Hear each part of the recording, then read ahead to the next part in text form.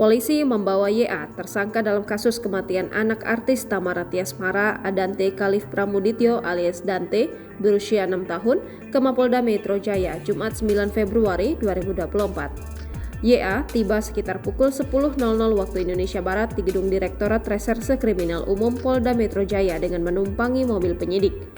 Dia memakai kaos biru dengan celana jeans, kedua tangannya telah diborgol. Sambil menunduk, kekasih Tamara itu dibawa ke dalam gedung di Treskrimum Polda Metro Jaya. Tak ada sepatah kata pun yang diucapkan oleh YA. Penyidik Polda Metro Jaya menetapkan YA sebagai tersangka dalam kasus kematian Dante di kolam renang. Betul, status YA tersangka, ujar Kabid Humas Polda Metro Jaya, Kombes Ade Arisyam Indradi saat dikonfirmasi. Ia melanjutkan YA ditangkap di kediamannya di Pondok Kelapa Durensawit, Jakarta Timur.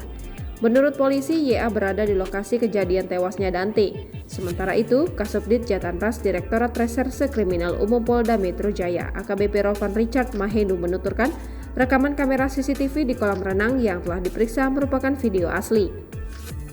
Menurutnya, detail pemeriksaan forensik digital dari rekaman CCTV akan dijelaskan oleh ahli.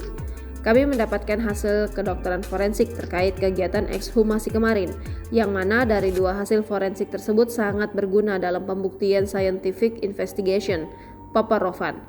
Pada kasus tersebut, polisi menerapkan pasal 359 Kitab Undang-Undang Hukum Pidana terkait kelalaian yang menyebabkan kematian.